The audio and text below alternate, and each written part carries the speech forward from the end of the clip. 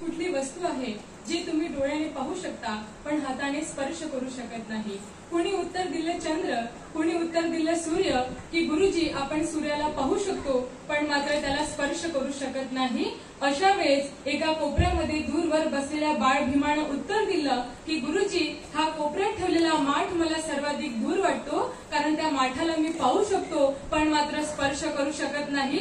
अर्थातच त्याच मुलानं जातीभेदीची बंधन तोडून टाकले आणि बिनबटनाच्या बिनठिगळाच्या रद्दीतल्या रत्नांना गोळा करून अज्ञानाच्या अंधकारामध्ये खितपत पडलेल्या आणि 18 विश्व दारिद्र्य आपल्या उराशी बाळगलेल्या या देशातील तमाम हरिजन गिरिजन अडलेल्या नडलेल्या आणि वर्णवादी चौकटीमध्ये पिळलेल्या लोकांना सोबत घेऊन या मोडलेल्या भारत देशाचं संसार फुलवण्याचं ज्यांनी काम केलं ते युग प्रवर्तक शतकर्ते या देशाचे खरेखुरे निर्माते भारतीय संविधानाचे शिल्पकार डॉक्टर बाबासाहेब आंबेडकर यांना प्रथमतः मी विनम्र अभिवादन करते. आणि मी कोड क्रमांक 2 कुमारी विद्या अशोक नरड विषयी बोलते.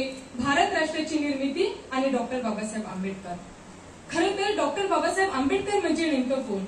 तर करोडो कोंडलेल्या श्वासाचे मुक्तीदाता म्हणजे डॉक्टर बाबासाहेब आंबेडकर. लक्षावधी वंचितांचा आवाज म्हणजे डॉक्टर बाबासाहेब आंबेडकर. अरे आकाशातील सूर्य कदाचित ताऱ्यांना प्रकाशित करतही असतील परंतु या देशातील साऱ्यांना प्रकाशित करणारा तेजोमय क्रांती सूर्य म्हणजे डॉक्टर बाबासाहेब आंबेडकर. मानवतेची बंधन तोडून अस्पृश्यतेची बंधन तोडून मानवतेची खरीखुरी सणच ज्यांनी निर्माण केली असे मानवतेचे खरे पुजारी म्हणजे डॉक्टर बाबासाहेब आंबेडकर. काय अवस्था होती या देशाची ज्या वेळेस बाबासाहेबांसारखे क्रांती सूर्य नव्हते. खरं तर येथील जनतेमधील जनार्दनाचा जीव मात्रेतील जीवेश्वराचा आणि सर्वांमधील सर्वेश्वराचा विसर येथील जनतेला पूर्णपणे पडलेला होता आणि कधीच न पावणाऱ्या धिंडकरणामध्ये येथील जनमानस हा पूर्णपणे गळून गेला होता. तेव्हा कालचक्राच्या गतीला कुठेतरी भेद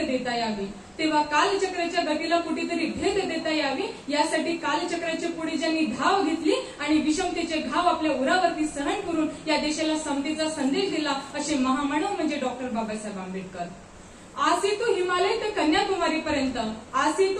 ते कन्याकुमारीपर्यंत विस्तीर्ण पसरलेल्या भूभागाला मी देश म्हणणार नाही कारण उंच पर्वतरांगा विस्तीर्ण पसरलेला समुद्र किनारा हिरवं रान हिरवं शेत मिळून देश तयार होत नसतो तर तिथे जगणाऱ्या माणसाला माणूस म्हणून जगता येण्याची शाश्वती असेल तर देश बनत जातो. असे माणसं समतेच्या धाग्यात बांधले गेले ते राष्ट्र निर्माण होतात कारण कायद्याच्या राज्यात फायद्याचं बोललं जातो हा अधिकार बाबासाहेबांनी संविधानातून दिला.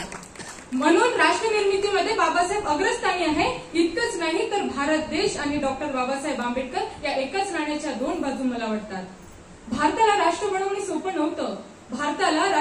सोपं नव्हतं कारण उच्चवर्णीयांचं हिंदुस्थान आणि हिंदुभूमी असलेला हा देश अधिकृतपणे भारत व इंडिया करणं हे घटनाकारांसमोर एक आव्हान होतं. अशा वेळी संविधानातील आर्टिकल 1 मध्ये India that is Bharat shawl be the union of state असणं म्हणजे भारत हा राज्याचा संघ असणं परंतु संघराज्याने केंद्रापासून दूर न जाता अस्तित्वात असणं ही एक संगता मुळातच भन्नाट आहे कारण याचे श्रेय बाबासाहेब आहे म्हणून भारत राष्ट्राचा पाया बाबासाहेब आहेत. भारताचं हृदय म्हणजे मुंबई ही मुंबई महाराष्ट्रालाच मिळावी असं ठणकावून सांगणारे बाबासाहेब. लहान राज्याची निर्मिती झाली तर हे लहान राज्य आर्थिक औद्योगिक दृष्ट्या संपन्न होईल असं सांगणारे बाबासाहेब राजकीय आरक्षण सोडून द्या असं म्हणत हल्लाबोल करतात आणि त्यासाठी लेखनीय शस्त्र वापरतात. जात ही लोकशाहीला पुरतच नाही असं म्हणत धर्मांतराची घोषणा करतात. त्यासाठी अनेक धर्मांचे प्रलोभन येतात परंतु हिंदू बहुसंख्याक असलेल्या या देशामध्ये मुस्लिम अल्पसंख्याक असलेल्या या देशामध्ये समतेचा मार्ग दाखवणारा बौद्ध धर्म स्वीकारून इतर धर्मामध्ये तेढ निर्माण न होण्याची बाबासाहेब खबरदारी घेतात. म्हणजे आपल्या धर्मांतरामुळे इतर धर्मांची हानी होऊ नये हे बाबासाहेब लक्षात घेतात आणि अशा या मानवतावादामुळेच बाबासाहेब सच्चे राष्ट्रभक्त वाटतात. असा हा राष्ट्रभक्त महिलांच्या उन्नतीसाठी मांडले गेलेले हिंदू कोडबिल मान्य होत नाही म्हणून कायदे मंत्री पदाचा राजीनामा देतात. म्हणजे एक राष्ट्र निर्माण करत असताना स्त्री नावाच्या माणसाला कुठेच डावलू नये तो ओरिजिनल मानवतावाद ज्याच्या हृदयी होता तो भारताचा निर्माता आहे. सम्राट अशोकाला अपेक्षित भारत, तथागत गौतम बुद्धांचा भारत, महात्मा फुलेंचा समतावादी भारत, भारतीय संविधानावर चालणारा हा भारत अशा अनेक अर्थाने हा भारतरत्न आपले योगदान देतो म्हणून बाबासाहेब ग्रेट आहे. खरं तर मित्र हो काही माणसं जन्माला येतात आणि मरून देखील जातात. हा समाज या समाजातील माणसं इतकंच काय तर साधे नातेवाईक सुद्धा त्यांना लक्षात ठेवत नाही किंवा त्यांची दखल घेत नाही, कारण ते स्वतःच्या स्वार्थाच्या संकुचित भोवऱ्याखाली आपलं आयुष्य काढतात आणि मरून देखील जातात, म्हणून हा समाज त्यांना लक्षात ठेवत नाही. पण काही माणसं इतकं प्रचंड मोठं कर्तृत्व करून जातात की जोपर्यंत चंद्र, सूर्य आणि तारे आहे तोपर्यंत त्या माणसाला आपण विसरू शकत नाही. डॉक्टर बाबासाहेब आंबेडकरांनी तर आकाशाच्या उंचीकडे पलीकडलं काम केलं. जाती जातीमध्ये विभागल्या गेलेल्या या देशाला, जातीच्या कर्करोगामध्ये विभागलेल्या गेलेल्या या देशाला विषमतेच्या खाईमधून परत आणत समतेची पताका आभाळाच्या पलीकडे नेण्याची प्रेरणा दिली. तुकड्या तुकड्यामध्ये वाटलेल्या या देशाला एकसंघ केलं आणि आम्ही महाराष्ट्राचे नाही, यूपीचे नाही, बिहारचे नाही, उत्तराखंडचे नाही, तर आम्ही भारताचे लोक ही अभिमानाची भावना प्रत्येकाच्या मनात रुजवण्याचं काम केलं.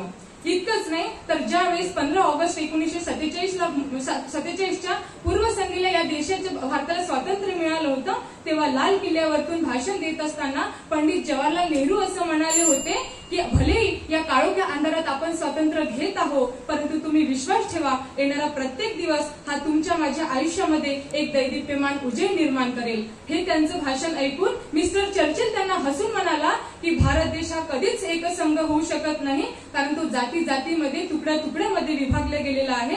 कारण त्यावेळेस आपल्या देशाची अवस्था प्रचंड बिकट होती, कारण जाती जातीमध्ये विभागलेला हा देश, स्वतःचं अस्तित्व शोधणारा हा देश, शेतकऱ्यांच्या आत्महत्येनं स्वतःला उसळून घेणारा हा देश, शिक्षण, आरोग्य, वीज, रस्ते, पाणी या सगळ्यांसाठी मोहताज झालेला हा देश. आणि अशा अवस्थेत या देशाला राष्ट्र बनवणं प्रचंड आव्हानात्मक होतं आणि हे आव्हान लिहिलेलं पार पाडण्याचं काम केलं ते म्हणजे डॉक्टर बाबासाहेब आंबेडकरांनी. डॉक्टर बाबासाहेब आंबेडकरांनी या देशातील एकसंघतेची, समतेची, बंधुतेची, या सगळ्यांची या देशाच्या सुजलाम सुफलामतेसाठी निर्माण केलेले कायदे हे केवळ कागदावर नाही तर ते जनमानसाच्या काळजावर कोरण्याचं काम केलं. अरे हजारो साल की गुलामियों को डॉक्टर बाबासाहेब आंबेडकर जी ने तोड़ा है, हजारों साल की गुलामियों को डॉक्टर बाबासाहेब आंबेडकर जी ने तोड़ा है, इंसानियत का नाता इंसानियत से जोड़ा है, मिटा कर रख दिया सारे जुल्म सितम को, डॉक्टर बाबासाहेब आंबेडकर जी के संविधान पर आज पूरा भारत खड़ा है. डॉक्टर बाबासाहेब आंबेडकर जी के संविधान पर आज पूरा भारत खड़ा है.